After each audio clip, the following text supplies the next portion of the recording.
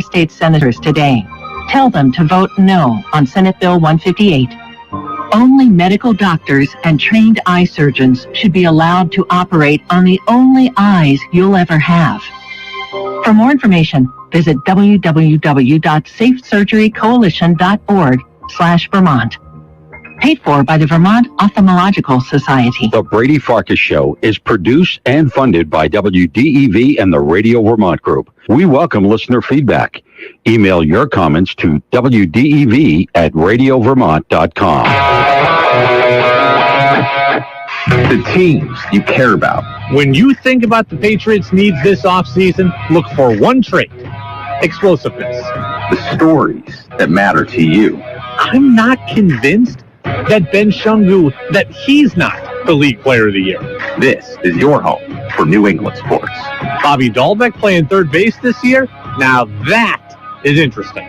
This is the Brady Farkas Show on WDEV AM, FM, and WDEVradio.com. What's up, everybody? Brady Farkas Show back at it on a Wednesday right here, everywhere. WDEV AM and FM, WDEVradio.com, your app, and you can watch us live now on the WDEV Facebook page as well as WDEV's YouTube channel. So if you want to watch the show live and see the hecticness of the studio for all 90 minutes, you can check us out again on Facebook Live and on YouTube. We're up until 6:45 today, so today it's 75 minutes. High school basketball girls play down action between Randolph and Williamstown. Brent Curtis will be on the call. We got plenty to get to. Freddie Coleman is going to stop by live today. We spoke with Tom Karen of Nesson. That interview is already up on our podcast channel. We'll have some of it either to get to today or tomorrow, depending on how things go. And I got an idea on how to fix high school basketball following up on our discussion from yesterday, and I've infuriated everybody about what I said yesterday about the America East Conference. I don't even know why, but I did. I'll respond to that as well. Napa Morrisville, Napa Waterbury text line is open, 802-585-3026. The Facebook live chat is open. YouTube live chat is open, so you can comment wherever you are watching. And by the way, that Napa Morrisville, Napa Waterbury text line, your locally owned Napa stores in Waterbury and Morrisville. 5, 4, 3, 2, 1. And here we go. The opening thoughts on the Brady Farkas Show are brought to you by Sticks and Stuff and by Swanton Lumber, Vermont's most complete locally owned home center. Locations in Enosburg, Derby, Middlesex, and St. Albans, and online at sticksandstuff.com. Let's start. We got a lot of local stuff today, but let's start with the Patriots, who reportedly haven't even spoken to J.C. Jackson yet. Here's the reminder. I know we're in the offseason, so here's the reminder. J.C. Jackson was the Patriots' top corner last year. He leads the league in interceptions since he entered the league. He's a true free agent for the first time. So the team can sign him to a long-term deal, they can franchise tag him, or they can simply let him walk. The problem is, or the situation is that here we are a month after the season ended, and the Patriots haven't even spoken to J.C. Jackson yet.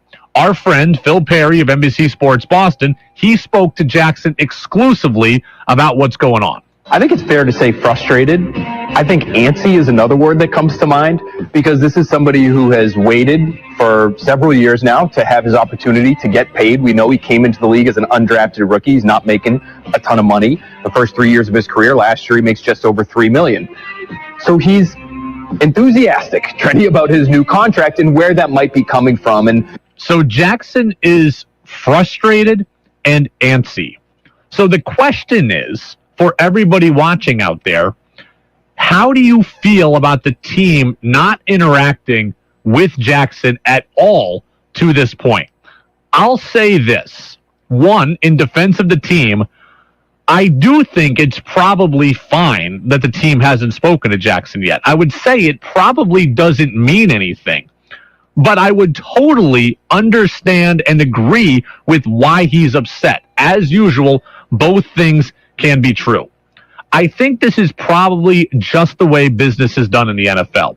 The franchise tag window opened yesterday. The team has until March 8th to put the franchise tag on Jackson yet. That's 2 full weeks. So there's plenty of time, and they don't have to have approached him yet. There's plenty of time. The scouting combine comes up next week. That's where a lot of things happen. I imagine that they will talk to Jackson's representation next week. So they're not up against a deadline. I imagine it's common business practice in the league to wait until the combine to start to talk about some of these things in person. So I get it. I don't think ultimately it's probably that big a deal. However, it is a big deal to J.C. Jackson, and that I totally understand. For the Patriots, this is just the way the NFL does business. That's fine. J.C. Jackson is a first-time free agent. He's not used to this. This is new to him. I get why he's antsy. I get why he's bothered by this. I mean, to Phil's point, J.C. Jackson has played several years now on a small salary, and this is his time. He's 26 years old. This is his chance to cash in. It's probably his only chance to really cash in. This will be the only great contract of J.C. Jackson's career. It's life-changing money for him. I get it.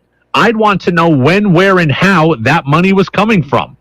He's seen around the league Stephon Gilmore get paid. He wants his. He saw Jalen Ramsey get paid. He wants his. Byron Jones, Xavier Howard, Shaq Griffin, they've all gotten paid, and J.C. Jackson wants his money. So I get why this whole, being ghosted by the Patriots right now through the offseason, I get why it irks him. I get why it worries him. I get why it bothers him. And the other thing is, if I were J.C. Jackson, I'm not putting this thought in his head, but if this were me, I'd really want to know that what I've done for you has been valued. And when you don't call me at all, I don't feel that. Call me soft, call me too much of a millennial, but isn't that the number one thing that an employee wants? An employee wants to know that they are valued, that their contributions are important, and that people in high positions look at them and say, wow, that guy has been great for our organizations. There's two ways that you can show an employee that you value them. One is pay them. J.C. Jackson hasn't gotten that yet.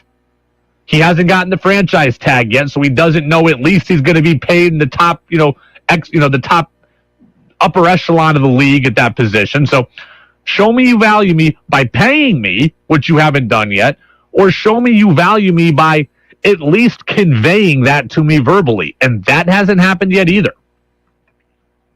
That's what I'd wanted as an employee. So when J.C. Jackson is bothered by the fact he hasn't been reached out to, I completely understand it. Are you going to give me my money? Well, you haven't given me that yet. Are you at least going to tell me that I have been important to you and help me think that you're going to give me that money? Now, that hasn't happened yet either. There hasn't been hey, JC, great season, great couple of years. We love having you. We're going to take care of you. These things just take time. That hasn't happened. Hey, JC, you're one of the best corners in the league. We're going to find a way to make this work. That hasn't happened yet either. I get why he's bothered. Now, again, I think both things are true. This is likely how the league does business. The season is over. The Super Bowl has just ended. It's the off season. Not everybody's in the office all the time. The combine is next week. That's where things really start to pick up. And Phil Perry, he basically said as much yesterday, too. I think this is just a byproduct in some ways of how the Patriots do business. They're not going to be checking in with guys on a daily basis necessarily. And the tag window just opened today. They have 2 weeks to decide whether or not they want to use the tag. And they're not always keeping players abreast of every conversation that's happening inside the buildings. So that is standard operating procedure. So that makes me feel good to know the Patriots are not doing something out of the norm to J.C. Jackson. So again, is it that big a deal? Probably not. But it's a big deal to J.C. Jackson. And I totally get why he's bothered by it. The longer you go without speaking to me, the more you make me question my standing with the organization. How do you really feel about me? Think about this like a relationship. If you really like a person, and then all of a sudden you don't hear from them, you're starting to wonder, what did I do? Are we really going to make it? Does she really want to be with me? Why won't she return my calls? Why isn't she reaching out to me first? You play all these games in your head. You play all these games in your head. You ask yourself all of these questions. That's what I'd be doing right now if I were J.C. Jackson. It may be normal procedure. It's not normal to me. I'm a first-time free agent. This is the first time I've ever gone through this. I'd like to know how you feel about me and if I'm going to get my money. Text, Napa Morrisville, Napa Waterbury text line, 802-585-3026. Matthew in South Hero. Do you think that not talking to J.C. Jackson sends a bad message to the rest of the team? I don't think that not talking to Jackson sends a bad message, but I do think that not bringing him back would send a bad message. Like, as far as not talking to him, these guys, the rest of the guys, they're in the offseason too. They probably aren't even aware that Jackson and the team aren't talking. Like, at least most of them. Not everybody on the team is talking with J.C. Jackson to know that he's not talking with the Patriots. So most guys are unaware of this. And then the guys that are aware of it, they generally stay out of guys' contractual affairs. Don't talk about my money. Don't touch my money. That's kind of an unwritten rule in the NFL. So people kind of leave the contract stuff alone. So I don't think that sends a bad message and is permeating the locker room. But I would say if the team lets J.C. Jackson walk, that would send a bad message. That would be the problem, because this team is said to be ascending. And if you're ascending, that means you're supposed to keep getting better. And if you let J.C. Jackson go without a viable option behind him, you are getting worse. And that would be a message that you don't want to send. You're supposed to be telling the team, like, hey, showing and telling the team, we think we can compete with Buffalo, with Kansas City, with Cincinnati. We think we can compete with them, and we think we can beat them. If you're letting the best defensive back on your roster go, you are telling the team the opposite. The Patriots could let Stephon Gilmore go because they had J.C. Jackson in the fold. The Patriots don't have a backup plan here.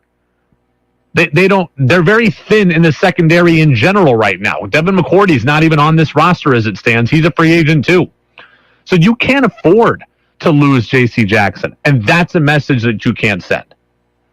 Because if you tell the team, hey, we're not going to pay and bring back our best defensive back, then they're going to sit there and wonder, then how are we going to cover Jamar Chase? How are we going to cover Tyreek Hill? How are we going to do anything against these top flight teams without this guy? So, yeah, I think not talking to Jackson doesn't send a bad message yet, but not paying him or bringing him back, that would send a message that you don't want to send.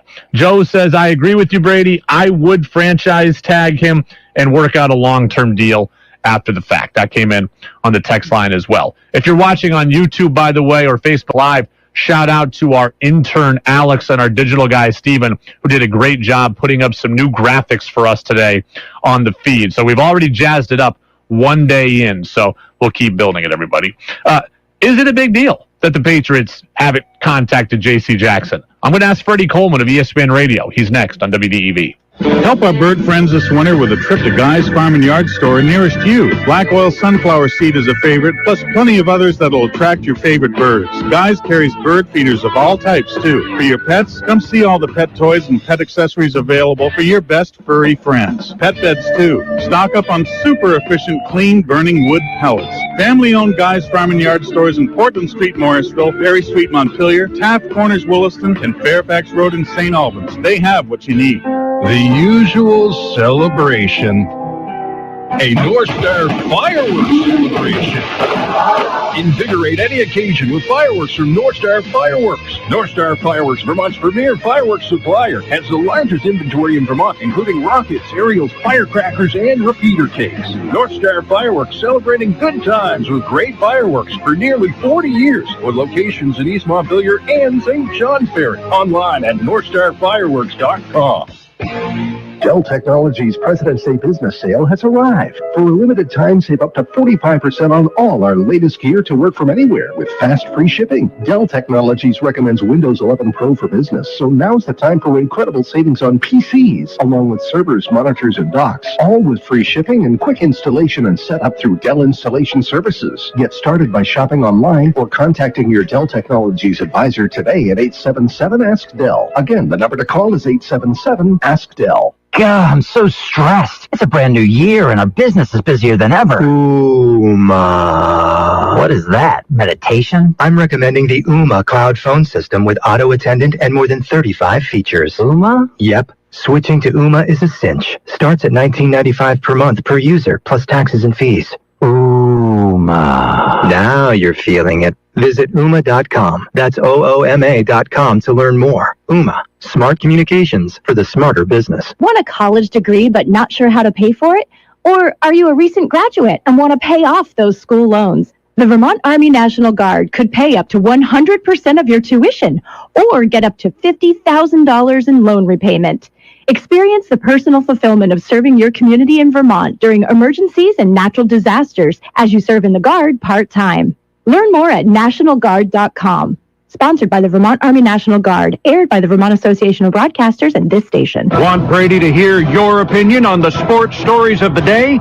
Text in at 802-585-3026. One of the nicest guys in sports talk radio, and one of the smartest. Mac Jones went out there and he looked the part. Had command of the huddle, had command of his teammates. That is something that everybody thought they would see. No one thought they would see it this early. It's time for our weekly conversation with ESPN's Freddie Coleman on the Brady Farkas Show on WDEV AM, FM, and WDEVradio.com.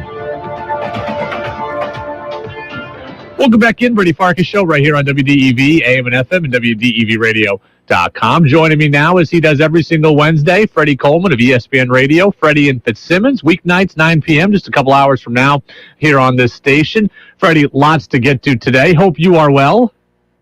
I'm doing well, my friend. Always good to catch up and talk with you. How's everything with you? Everything is good. I got a lot of stuff I want to get to, but let's wrap up a conversation we were just having. Patriots defensive back J.C. Jackson is a free agent. He's the top corner on the market. He said yesterday the Patriots haven't even spoken to him yet this offseason about their plans for him. And we hear now that his attitude is kind of frustrated slash antsy.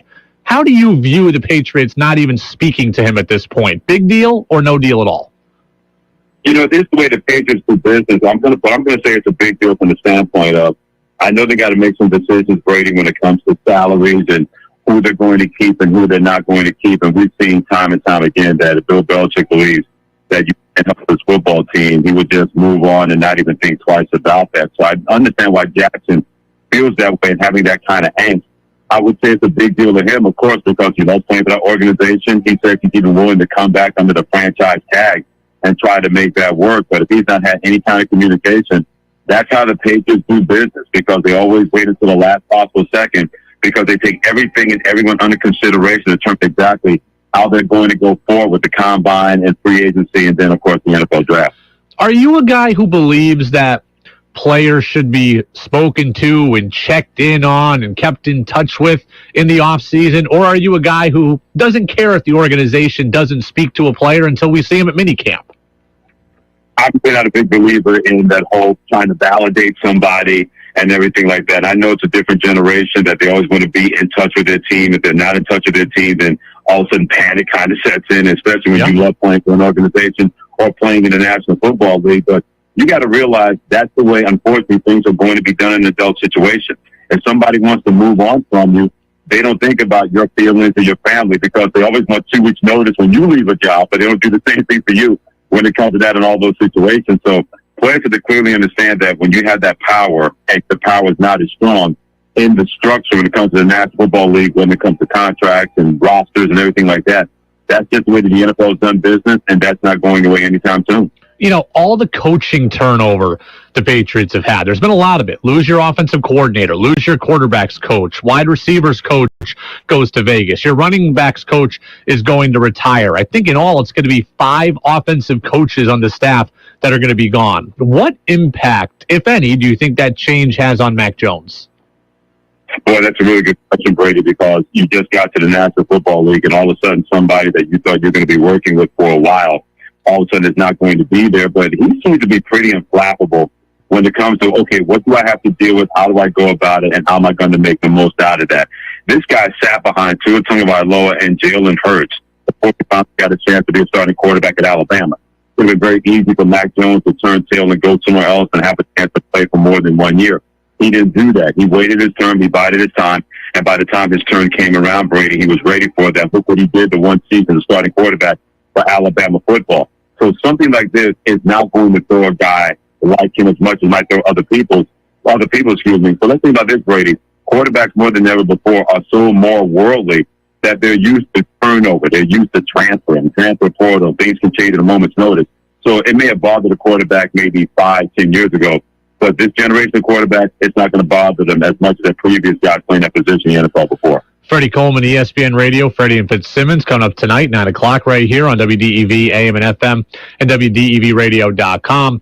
You know, we've talked about this before, but I want to just hit this question from a different angle. A lot of teams in the AFC, we don't ever seem to hear about the Patriots anymore. Do you view them as, you know, quietly under the radar, and that's a good thing, or do you view them as being forgotten about? You never forget about a team led by Bill Belichick, and let's bring some memory to our memory. They did get into the playoffs last year. Maybe you wondered that was going to happen with a rookie quarterback, and they did beat Buffalo 1 out of 3 times they faced them, a team that many people thought could get out of the AFC and get to the Super Bowl. So you don't forget about a team or an organization led by Bill Belichick, but I think the days, at least for the near future, may be a little bit less in terms of looking at this team being a championship-type team coming out of AFC. Right now, that belongs to Kansas City, even though they did not make it to the Super Bowl, but they made the AFC Championship game 4 straight years. Can't forget about the Buffalo Bills. The Cincinnati Bengals now are a team on the come-up. The Los Angeles Chargers can figure out analytics and football. That's the team you got to deal with. The Las Vegas Raiders, the Johnson Gals going there having Derek Carr. The Tennessee Titans were the number 1 seed last year in the AFC last season. So that's why the Patriots may feel like they're forgotten. They're not, but they're just not high up in terms of when you think of championship contenders out of the AFC. The Patriots no longer near the top, and that's something that people are going to have to get used to for another couple of years. Freddie, I want to move over to college basketball news, and I am taking endless grief for this. So the news came out this week that the America East Conference, of which Vermont is a member, may be targeting Bryant University and Sacred Heart out of the Northeast Conference. They've got to replace Stony Brook, and eventually they've got to replace Hartford. Bryant and Sacred Heart are the names that we keep hearing. Those teams don't excite me, but I wanted the America East to at least try for Quinnipiac and maybe Wagner. I'm getting endless grief for my take on this. You know the Northeast Conference. What do you think of Bryant and Sacred Heart as fits in the America East? Well, put it this way, that would work, but here's the problem. There's no football, and football drives that conference. And the Northeast Conference done a really good job with their football teams, not only becoming a quality football league, but having teams make a dent when they get on the national level in the FCS playoffs. I mean, Duquesne a couple of years ago went on the road to Towson and beat them in a playoff game, and Sacred Heart has won the championship 2 times the last season, where they gave all that Delaware could handle in the spring and then almost beat Holy Cross in the fall. So that's the reason why that's not going to work, because those 2 teams are not going to leave because of football. Football drives the conference in the Northeast Conference. It makes everything work in that league. If anything, they're looking to probably add maybe a team or 2 to their league because of football. Duquesne is a member in that league because of football, and they play in the A-10 in every other sport. So even though you're catching grief, here's why that's not going to happen. Sacred Heart and Bryant are not going to leave and go to a basketball-only conference and try to be independent in football. That's not going to fly, and the Northeast Conference is not going to let them be associate members just based on football. That's not going to work. So those 2 teams, they may have to find 2 other teams to compete with Vermont in that conference, because there's no way that Sacred Heart and Bryant, in my opinion, are going to leave to go to a conference that does not have football. Interesting, and I don't remember where I read this. I thought I read something about Bryant talking to the Sun Belt Conference or something and trying to join football just in that league. Again, I'm a little out of my comfort zone on Brian's plans here and Brian's football situation, but so you don't think that they would leave, and go off on its own on football and then join another league? I don't think so. That's just my opinion. And if you're Brian, I don't know what kind of finances they have there, but that's a lot of travel to play in the Sun Belt Conference where you're playing in southern areas and everything like that. To me, economically and feasibly, that wouldn't make any sense. Now, if you think the Sun Belt is going to bring more prestige to your school by being in that league, that's definitely a better league than the Northeast Conference. Well, be careful what you wish for, because you may get in that league, you may be going 4-8, 3-9 every year. And then how's that benefiting your football conference from that standpoint? How's that benefiting the league in terms of the football team being in that from that standpoint? Brian is still on the come up, and I get it. I understand it. I could see them maybe think about a CAA, the Colonial Athletic Association. We have too many teams as it is. So you want to go further south to play in that league? To me, that doesn't make any sense if you're going to do that if you're Brian. All right, mild correction, not the Sun Belt, the Big South Conference. But regardless, it's still the same principle that you're talking about geographically. But my mistake, Big South Conference maybe for Bryant, not the Sun Belt. But again, it's close. So, Freddie, the other thing I keep getting grief about is, I want Vermont to be elevated. And for a long time, there was talk was, should Vermont leave the conference? And everybody got mad at me for that. Now I'm like, well, let's just make the conference better, and that can elevate Vermont. And I keep getting told the conference is small potatoes. Nobody good wants to join it. So at this point, then Vermont is basically just stuck, people are telling me. Am I wrong for wanting Vermont to elevate in some way? Should I just accept them for what they are? No, you're not wrong for wanting them to elevate, because it says a lot about where the American East may be in that kind of situation, where they're teetering because they're a very poachable conference where somebody believes that they can take a team out of the league and have them join them, like Stony Brook, for example. And why is Stony Brook leaving the American East? And it's not because of basketball. It's because of football. And they have a chance to imprint and make more of an imprint financially for the athletic programs based on football and getting the FCS playoffs and getting that kind of money, because that money out there is too hard to ignore. So I'm not blaming you, and I don't think it's a bad idea. We want Vermont to be elevated. So if you're going to elevate your program, elevate your athletic department, then how are you going to do that if you're Vermont? And that's where they're kind of in limbo from that standpoint. To me, Vermont would be perfect for the MAC in terms of basketball. They can compete in that league. They can win in that league. You'd have more of a natural rival with Siena, for example, nothing against Albany. But can you imagine Vermont versus Siena each and every year, twice a year, and maybe a third time in the MAC conference? That would really elevate both of those schools in their profile when it comes to that standpoint. So the question is, wanting something for Vermont is one thing. Where are they going to fulfill that want? In a very turbulent time, in a very fluid time when it comes to college athletics and all the shifting of the landscape when it comes to conference affiliation. That's why Vermont may be in kind of that limbo situation where if you're in the middle, then you're not anywhere, and that's not good for anybody. Freddie, I'll get you out of here on this total side note. I haven't done a whole lot of running in the last few months, so I'm getting back into it, right? I've signed up for a 5K in the beginning of April. I'm actually following a running program to get ready for the 5K. Am I smart or a loser for that? Like, should you have to train for a 5K, or should I just be able to roll out of bed and do it? Well, you realize a 5K is 3.1 miles, right? Yes. Okay, how long is this training schedule you're going to be on before you run the 5K? 6 weeks. That's not bad. You got anywhere from 6 to 7 weeks, Brady, to train for something like that you've never done before. 3.1 miles won't hurt as much. Now, if you were trying to do a 10K or 15K, I would say you're completely out of your rabbit behind mine from that standpoint. But this is a nice beginner situation. 3.1 miles. It's going to tax your body. You're going to do the right kind of training and get the right kind of sneakers, because as Lieutenant Dan told Forrest Gump, you got to protect your feet, especially in situations like this. So if you're able to do that and follow that training week regimen for 6 weeks, you can be more than okay. Freddie Coleman, ESPN Radio. Freddie and Fitzsimmons coming up tonight just a couple hours from now. Freddie, appreciate it as always, and we will look forward to listening tonight. We'll talk to you next week. Oh, it's a pleasure, Brady. Take care. Be well, my brother. I will do just that. Freddie Coleman, certainly one of the best. Yeah, a lot of good stuff there. I am going to ask in the 6 o'clock hour for people's opinion. I feel a little bit like a loser for actually training for the 5K. I mean, people train for marathons. People train for half marathons. I don't know that I should have to train for a 5K. It's more just, I hope, just giving me a schedule so that I'm actually forced to stick to it. Maybe it's more mental training for me rather than actual physical training. But I'm 4 days into it. I'm in week 2. So yesterday was my first day of week 2. So thanks to Freddie Coleman for stopping by as always. I set Twitter ablaze earlier today, talking about the America East and stuff. So we're going to get to that in the 6 o'clock hour. But when we come back, something I said yesterday, I was proven completely right about last night. We don't need 16 seeds taking on 1 seeds in high school basketball. It was proven again last night. It's going to be proven again tonight. I'll talk to you about my solution on how to fix high school basketball in the state of Vermont, playoff-wise. It's next on DEV. This is WDEV, Vermont's news station, owned and operated by the Radio Vermont Group. From the top of Sugarbush, 96.1 FM, WDEV Warren and Waitsfield, 96.5 W243 Barrie, 98.3 W252 CU Montpelier, along with our founding station, AM 550 WDEV Waterbury Montpelier, streaming at WDEVradio.com. 90 years of serving Vermont, the friendly pioneer, WDEV. This is CBS News on the Hour, sponsored by Dell Small Business.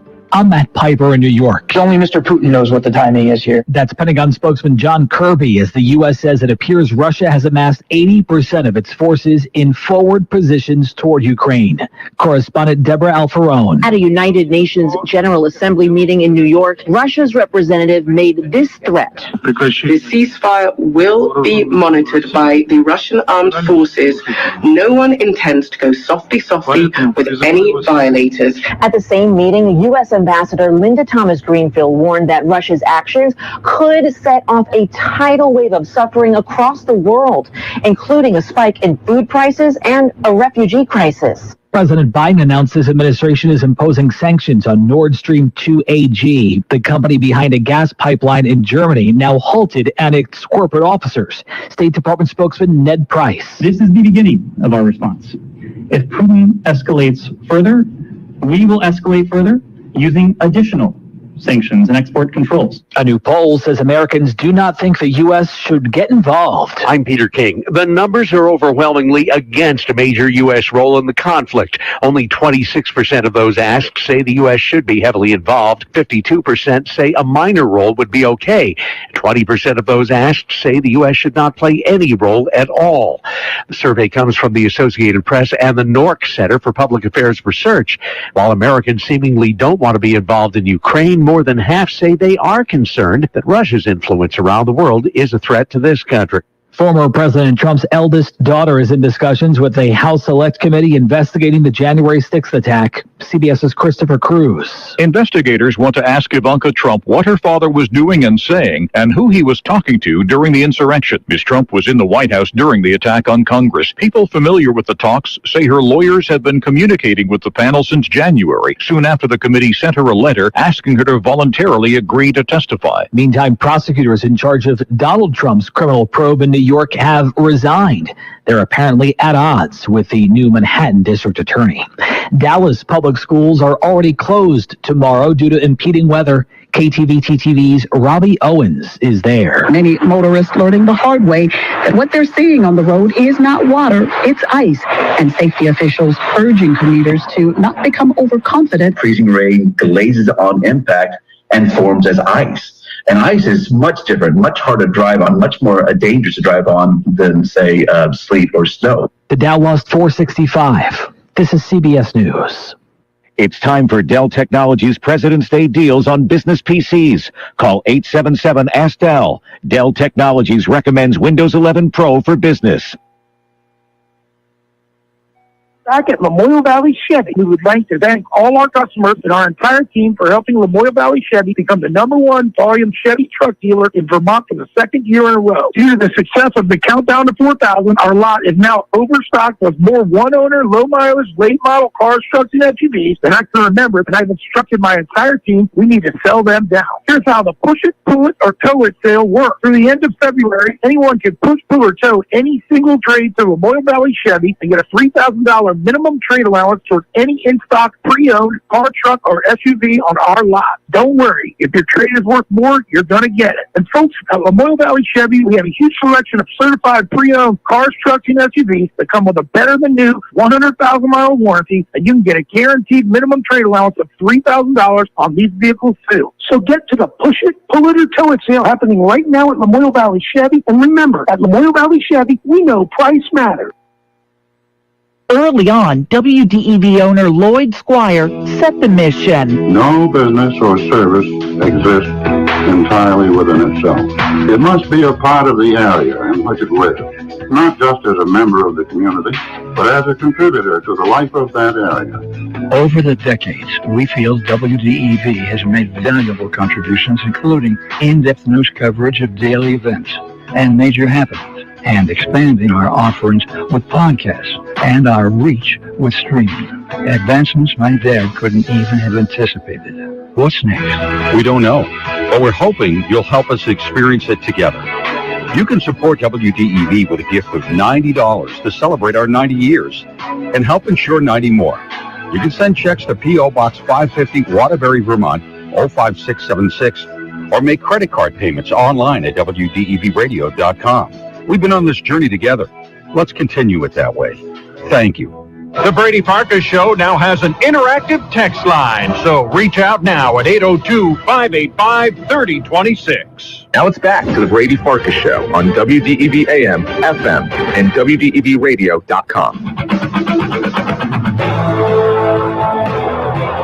Welcome back in, Brady Farkas Show, right here on WDEV, AM and FM, and WDEVradio.com. We go up until 6:45 tonight, and then we've got high school basketball. It's play-down action between Randolph and Williamstown in what should be a non-competitive game.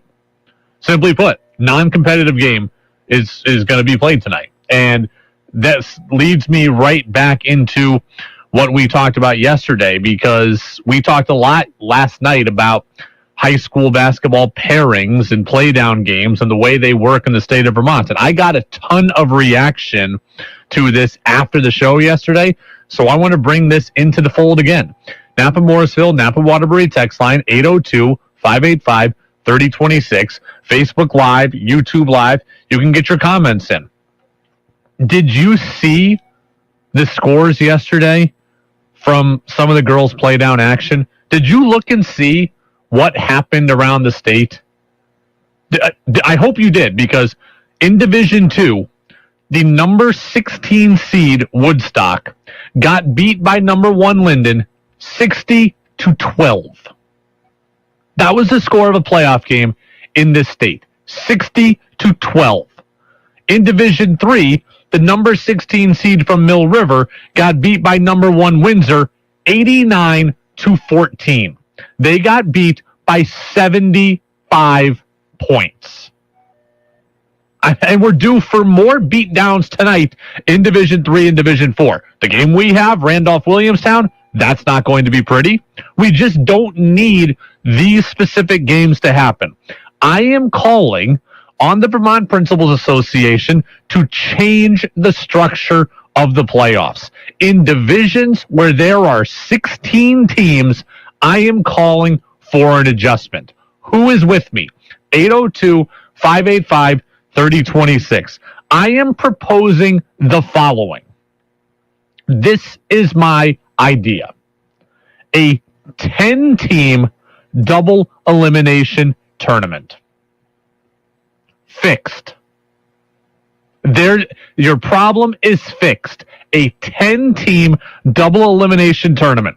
You have a play-in game between the 7 and 10 seed. You have a play-in game between the 8 and 9 seed, and then we get to an 8-team field, and we have a double elimination tournament from there.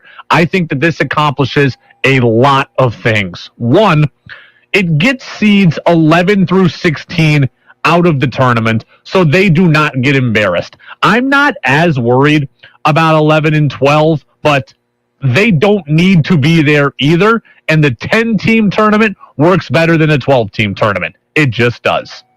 I don't need to see 1 versus 16. I don't need to see 2 versus 15. I don't need to see 3 versus 14. And I'm sorry to 11 and 12, but you had 2.5 to 3 months to prove yourself. You don't need to be in my tournament. A 10-team double elimination tournament, seeds 8 and 9 play in, seeds 7 and 10 play in, and then we go. This also adds drama to the regular season because now teams are fighting for those final couple of playoff spots. Teams are fighting for those final berths to get in. The regular season in its entirety matters. Right now, the regular season, it matters for seeding purposes, but it doesn't. If everybody's getting in, your regular season is meaningless. And hey, I get it. This is not the pros. This is not high-level college. It doesn't have, we're not playing here for the Larry O'Brien trophy. I get that. But there would be some intrigue and some drama punched into your regular season if you had to actually earn your way into the playoffs. And then finally, a double elimination tournament where you start with 10 teams still makes it challenging for your top seeds to win a state title. If you start at only 8 teams and go single elimination, as I saw other people suggest, you'd only have to win 3 games to win a state title. I do need it to be more difficult than that. There needs to be a tougher road. In my bracket, a 10-team double elimination tournament, you'd have to win at least 4 games to get a title, and then possibly 5 if you go to that if necessary game where the loser's bracket team has actually beaten you. I think that this tournament would be a lot of fun.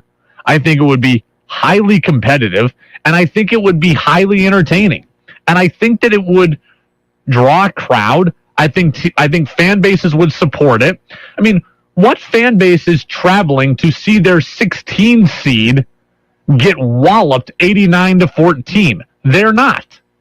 But I think you can get the fan base out for a 7-10 play-in game, an 8-9 play-in game, and then it's 8 versus 1, but there's a much greater chance, or it's 9 versus 1 or 10 versus 1, whatever. It's still a much greater chance and a much more competitive game than 16 versus 1. 802-585-3026. Your thoughts on the Napa Morrisville, Napa Waterbury text line, also Facebook Live and on YouTube Live. And I know what you're thinking. I know what the critics out there are thinking. I can read your mind on this. Brady, a double elimination tournament is going to take too long to complete. That's what you're going to tell me. I don't even need a text to tell me that. Somebody is thinking that my way of doing the playoffs will take too long. You know what? Pretty simple. You're going to have to play more days. You just are. There is nearly a week between some of these divisions, semifinals, and championship Saturday. There's time in the schedule to play more games or to have games on more days. You're just going to have to do it. These kids, they all play AAU. They're used to playing 3 games in 1 day in their off season. They can play 3 games in 3 days if needed, or 3 games in 4 days if needed.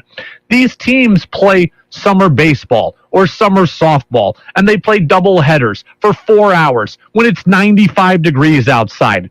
They can handle it. You're just going to have to play more days. My 10-team double elimination tournament is a really good idea, and it can be done. And it would be highly entertaining, and I believe that it would be massively successful. And then, too, the critics are going to tell me there's not enough officials to accommodate this number of games.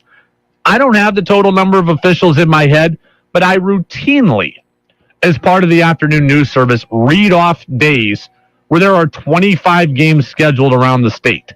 I think we can handle this too, especially as some of these teams get lopped out of the bracket.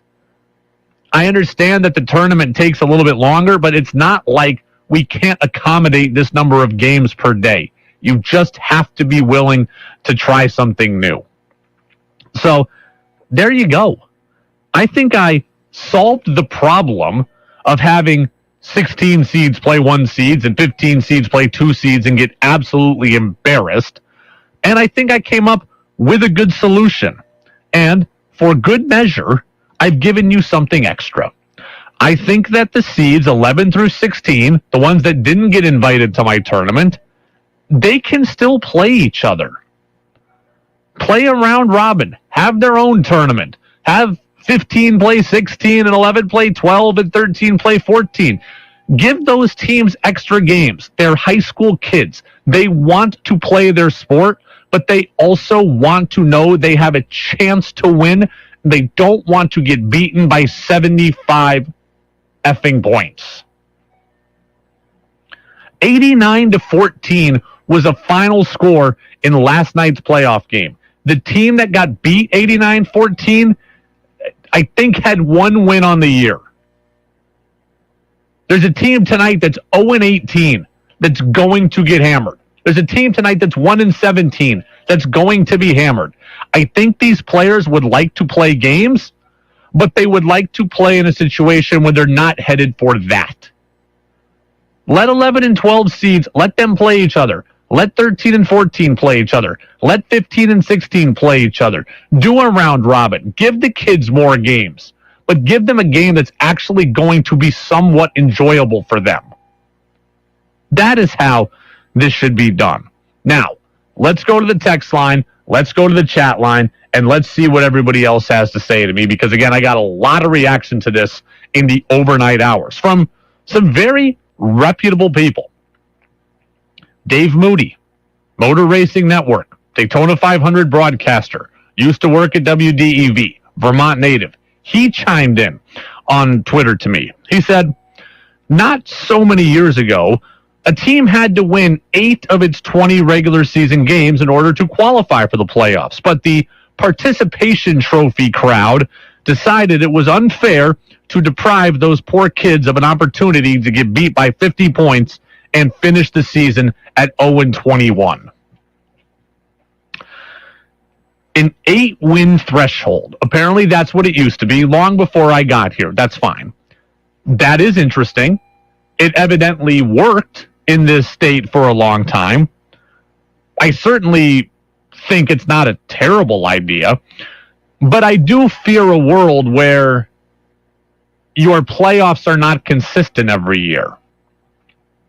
You know what I mean? Like, one year we have 11 teams that hit 8 wins, and one year we have 9 teams that hit 8 wins, and one year we have 13 teams that hit 8 wins. I just fear, like, I do need a clean bracket, and I do like to have consistency, and I feel like this wouldn't lead to consistency. That's just my initial gut on that. It's certainly not the worst idea ever. It would knock out those teams that are, awful from a record standpoint. But I think that I like my idea better. Then Alex Abrami of the Burlington Free Press, an award-winning sports writer in this state, he said, Brady, tell your theory about 16 seeds, not being able to play with ones. Tell that to the 1984-1985 BFA Bob White. So I don't know how many of you remember this. I did not know this, honestly. Alex sent me the article from the Burlington Free Press. Back in 1984-1985, these 16th seeded BFA Fairfax Bob Whites, or BFA St. Albans, rather, Bob Whites, they won the state title. Or no, I'm sorry, they beat 16th seeded Rutland. That's it. Or first seeded Rutland. They beat top seeded Rutland. So it's a great story. It's some great historical context. But here's what I would say. It was 37 years ago that happened. A 16 seed beat a 1 37 years ago. This is now. This is not 37 years ago. We've got teams today being beaten 89-14.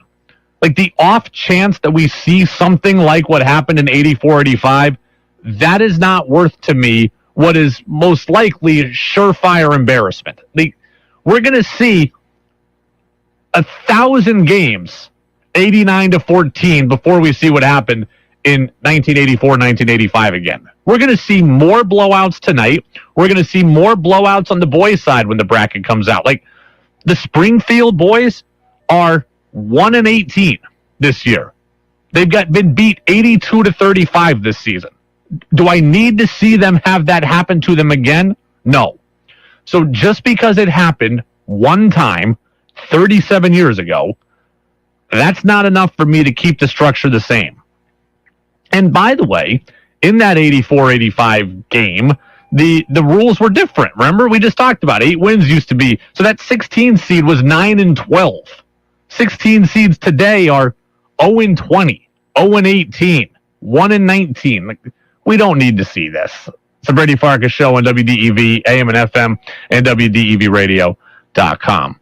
All right, let's get to who's saying what right now. Whoa, whoa, whoa. What did he say? Mac Jones? Good Lord. Mel Kiper's got to slow down on this. Mac Jones ain't going to work, folks. It's not going to work. He's got to come to terms with it. It's not going to work. They really said that? Every damn thing is politics and race, and I'm losing my mind over it. It's time for Who's Saying What on the Brady Farkas Show on WDEV AM, FM, and WDEVradio.com. Who's Saying What on the Brady Farkas Show is brought to you by Vermont Laser Wash. That's Central Vermont's home of unlimited car washes. The whole thing begins at just $20 a month. If you want a free car wash, the listeners just need to text the word Vermont to the number 30, followed by the number 400. So text the word Vermont to 30 and then 400, and you can... hold on. Before I get to this fully, let me answer Dane in Rochester. Sounds to me like you may be biting the hand that feeds you. Well, what? Because we have a game today that's going to be a blowout? Yeah, well, that's going to be the case.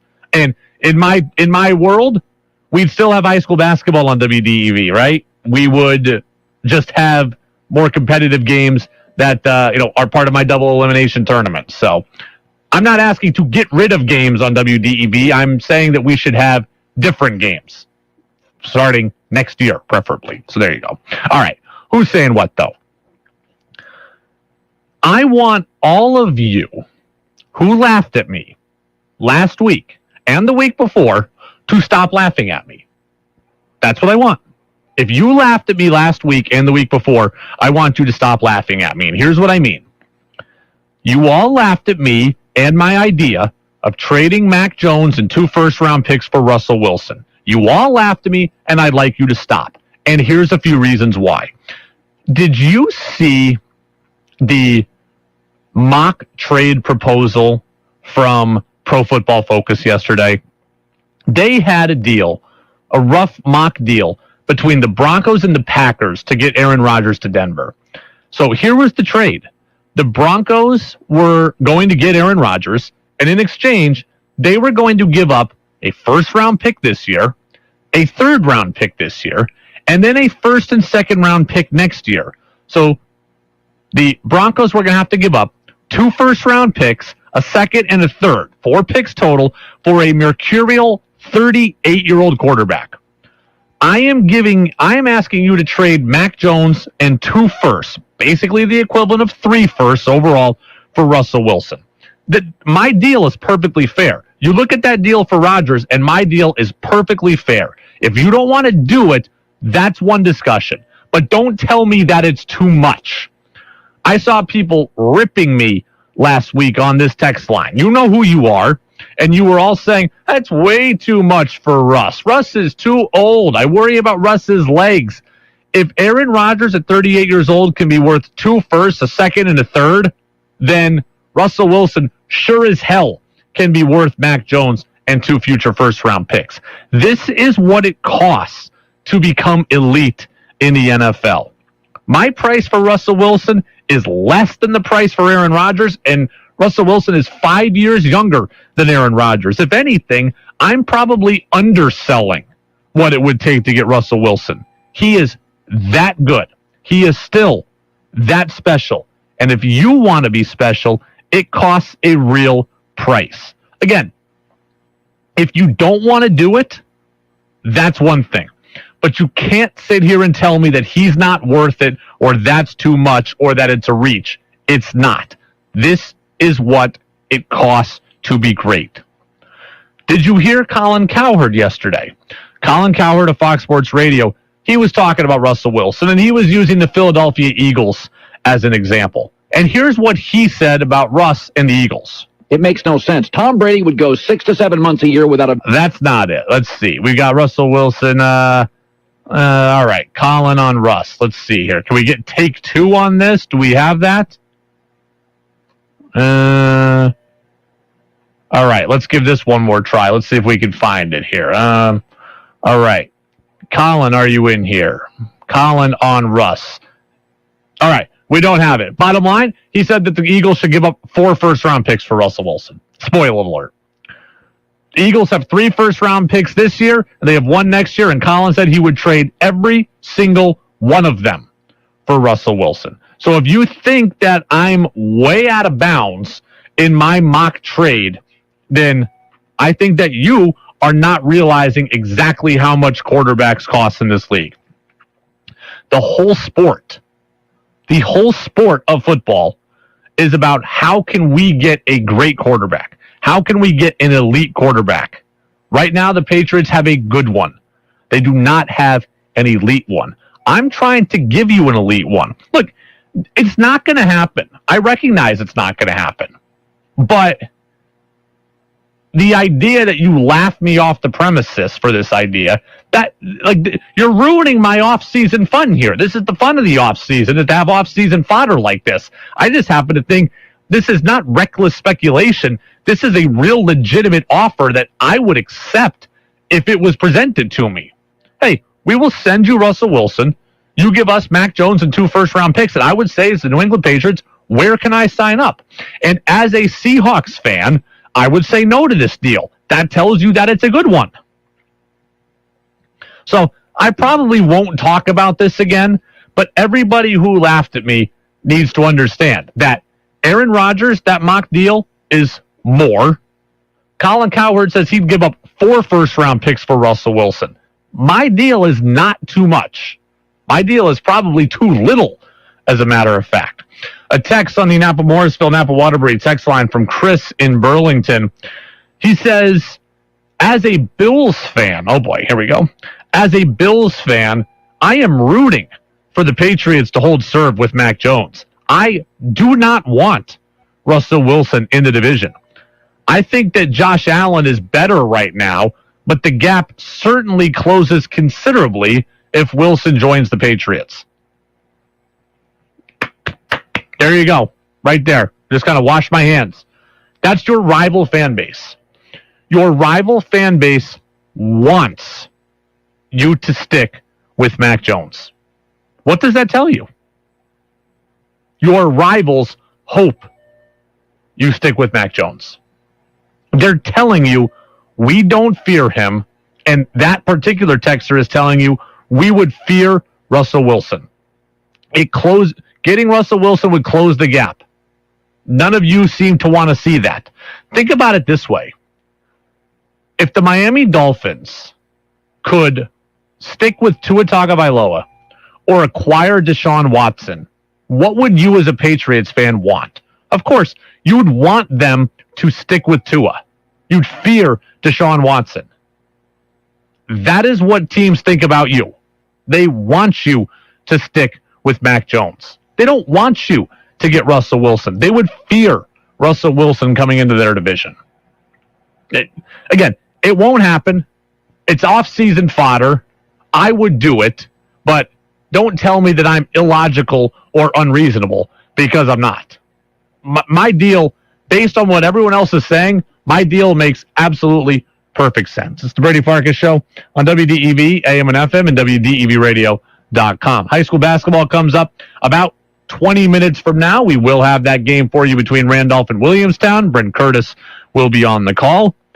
I got everybody in a tizzy, not only about high school basketball, but also about my stance on UVM athletics. I'll tell you what these haters are saying to me. That's next on DEV. Wintertime means savings time at the Willie store in Greensboro. Their annual store-wide clothing and footwear sale takes an extra 20% off already marked down items, and footwear is reduced by 20, 30, even 50% while supplies last. February 23rd through March 2nd, shop the frozen fish sale. Take 25% off Jasper Hill cheeses, and chicken drumsticks are at a low 79 cents a pound at the Willie store, now open weekends 10 to 6 in Greensboro. Hi, it's Tara from Green Mountain Solar. Since day one, our goal has been to provide the best solar experience in Vermont. But you don't have to take our word for it. Here are a few of our customers sharing why they picked Green Mountain Solar. I went with Green Mountain Solar because a friend of mine had a really great experience with them. I felt immediately a sense of integrity from start to finish. I'm a firm believer of getting quotes from multiple companies, so we actually had 3 companies come out and he answered all my questions, and frankly he made it so that it was super easy for me, which is, and especially in today's day and age, we have 2 young kids, so the easier it is for me, the better. There's just these panels up on my roof, and they do this job of bringing electricity to the house that runs, everything. If this sounds like the solar experience you're looking for, visit our website at greenmtnsolar.com. It feels like magic to be honest. Water stains on the shower glass. Try rubbing some shaving cream on them. Tyler's cleaning crew knows every housekeeping trick in the book. Handling timesheets now. But they need a proper bookkeeper to keep finances tidy. New equipment is a business expense, right? Indeed can help them hire great people fast. I need Indeed. Indeed you do. Instant Match instantly connects you with quality candidates whose resumes on Indeed match your sponsored job description. Visit Indeed.com/credit and get $75 towards your first sponsored job. Terms and conditions apply. Sure, we have 30 seconds to tell you that drivers who switch to Progressive could save big. But then what? Well, radio has been called theater of the mind, so let's tell a story with sound effects.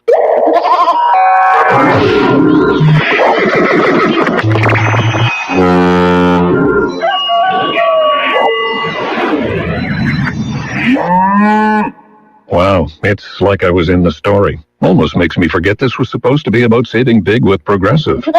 Progressive Casualty Insurance Company and Affiliates. WDEV at 90 is underwritten by Northfield Savings Bank. They're the bank of you and everything you do at nsbvt.com. Member FDIC, equal housing lender. Celebrating 90 years. WDEV. When it comes to your health and wellness, finding information and answers can be overwhelming. Join Dr. Lewis Myers for Healthcare Today, Fridays at 1. Brought to you in part by Kinney Drugs and KinneyDrugs.com. Employee-owned and locally committed. Northfield Pharmacy, pharmacy care with a personalized hometown touch. NorthfieldPharmacy.com. This is your opportunity to pose questions to the professionals. Healthcare Today, Fridays at 1 on WDEV AM and FM and streaming at WDEVradio.com. Think you know sports better than Brady does? Text in with your thoughts at 802-585-3026. Now it's back to the Brady Farkas Show on WDEV AM, FM, and WDEVradio.com.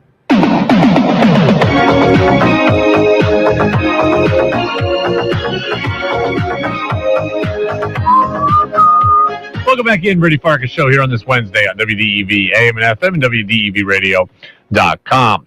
Full show podcast, remember, will be available after the show, and the show is brought to you in part by Pro Driver Training. That's Pro Driver Training, Vermont's premier truck driver training school. They're online at prodrivercdl.com. You want to take the next step in your career? Well, that just might be the best next step in your career is going to prodrivercdl.com.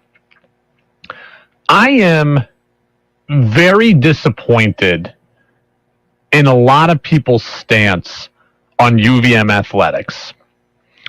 So yesterday, I said that the idea of adding Bryant and adding Sacred Heart to the conference does nothing for me. Yesterday I said adding Bryant and adding Sacred Heart to the conference does nothing for me. I wanted better. And I've been given nothing but grief for that take. And the gist of it all is this. People tell me, who did you think that they would get? That the America East is a bottom feeder. Nobody good wants to join the conference. They're lucky to get anybody. That's what I'm getting in a lot of different ways. It's coming packaged in different ways, but I'm pretty much getting that sentiment from everyone, that the America East is a bottom feeder, and that I shouldn't care that much, and that UVM, or the conference rather, is just lucky to get anybody. Here's why I'm disappointed.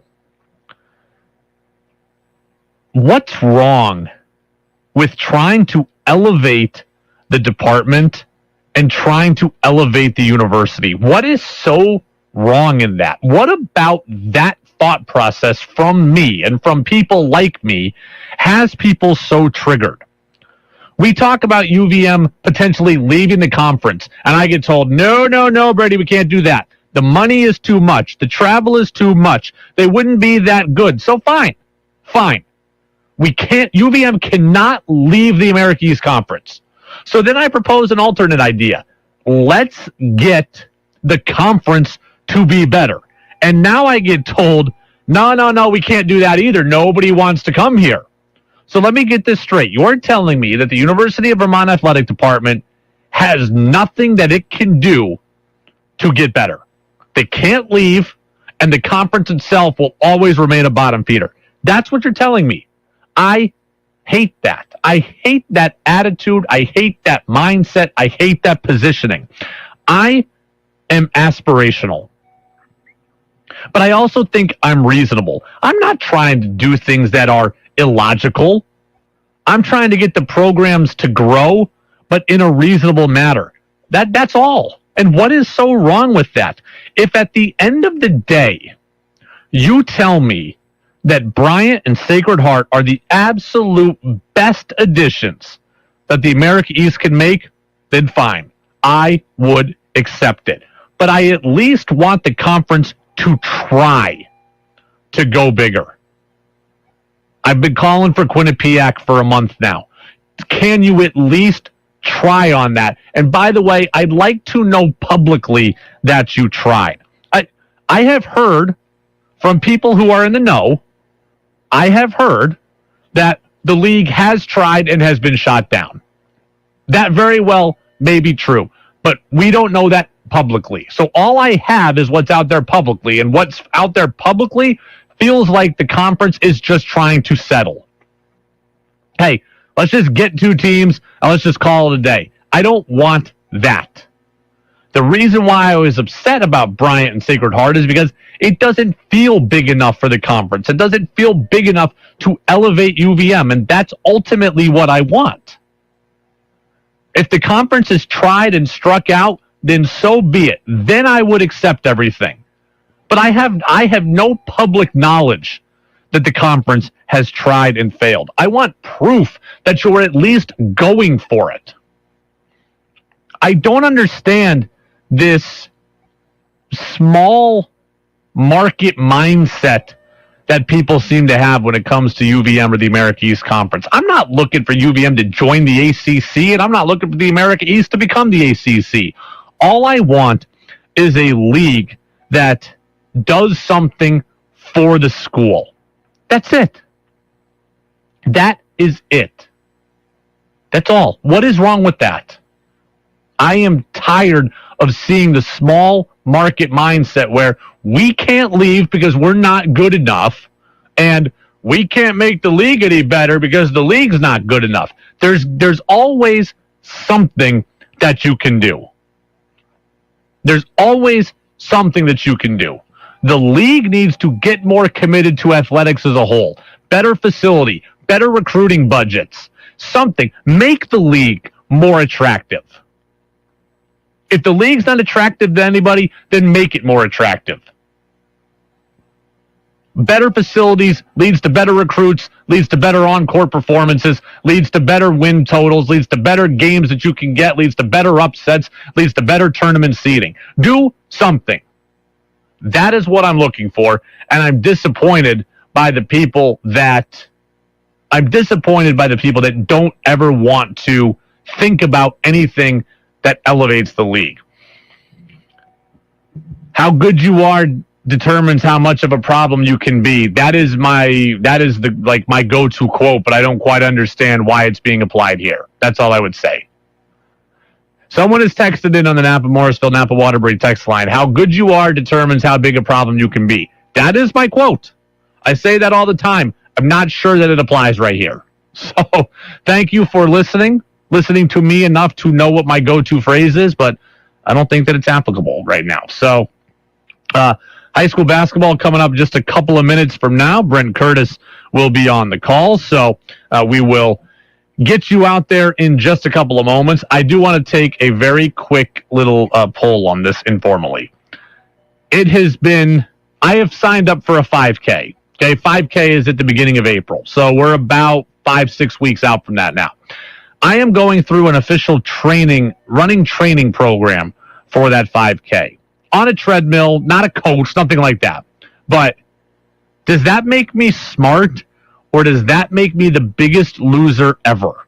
Serious question. Because if I say I'm training for a 5K, it feels a little embarrassing. Like, it feels like I should be able to do that without any training. But evidently, I am doing the training.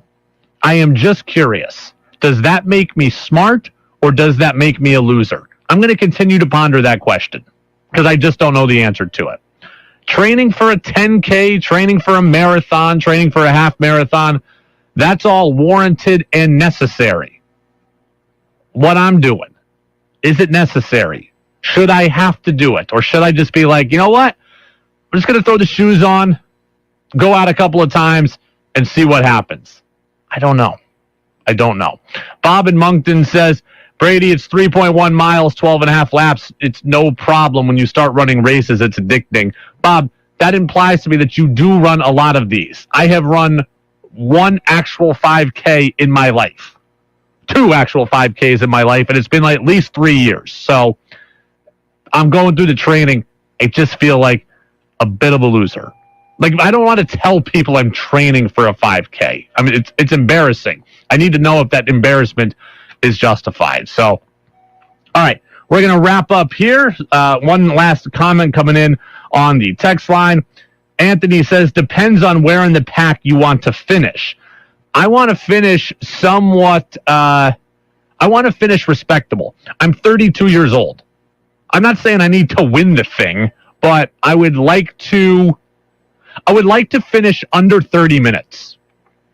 I think for someone who's 32 and reasonably athletic, I think that finishing under 30 minutes would be a reasonable ask, would be a nice finish for me. I don't need to finish in 17:50. I don't want to finish at 57:50 either. Last one, unnamed texter. Training for a 5K may not be absolutely necessary, but it is absolutely smart.